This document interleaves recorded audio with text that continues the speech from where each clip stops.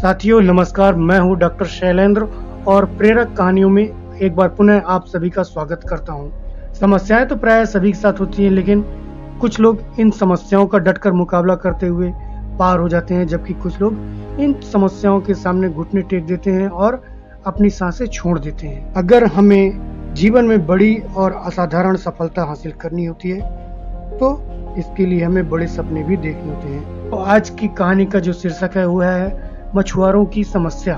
मछलियां सालों से जापानियों की प्रिय खाद्य पदार्थ रही हैं। वे इसे अपने भोजन का एक अभिन्न अंग मानते हैं। ताजी मछलियों का स्वाद उन्हें बहुत अधिक पसंद है, लेकिन तटों पर मछलियों के अभाव के कारण मछुआरों को समुद्र के बीच जाकर मछलियां पकड़नी पड़ती हैं। शुरुआती दिनों में जब मछुआरे मछलियां पकड़ने बीच समुद्र में जाते तो वापस आते आते बहुत देर हो जाती और मछलियां बासी हो जाती।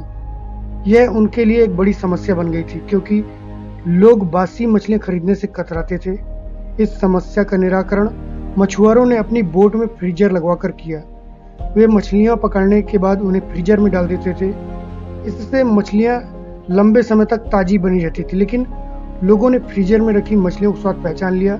वे ताजी मछलियों की तरह स्वादिष्ट नहीं लगती थीं, लोग उन्हें पसंद नहीं करते थे और खरीदना नहीं चाहते थे। मछुआरों के मध्य इस समस्या का हल निकालने के लिए फिर से सोच विचार की प्रक्रिया प्रारंभ हुई और आखिरकार इसका भी हल मिल गया। सभी मछुआरों ने अपनी बोट में फिश टैंक बनवा लिया।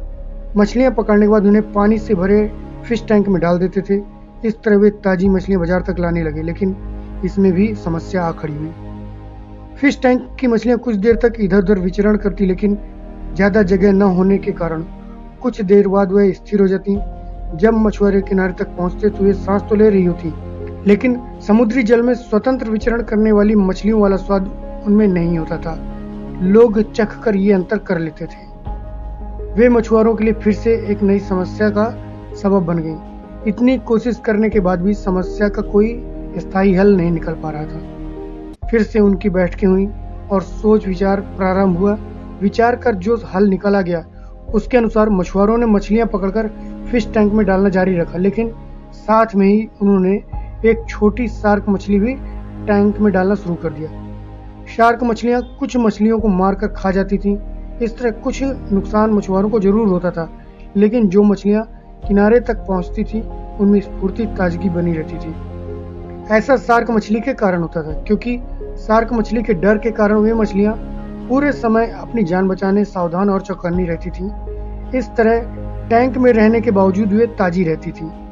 इस तरकीब से जापानी मछुआरों ने अपनी समस्या का हल कर लिया। मित्रों, जब तक हमारी जिंदगी में शार्क रूपी चुनौतियां नहीं आती, तब तक हमारा जीवन टैंक में पड़ी मछलियों की तरह ही होता है, बेजान और नीरस, जहां हम सांस तो ले रहे होते हैं, लेकिन हम में जिंदा दिली नहीं होती।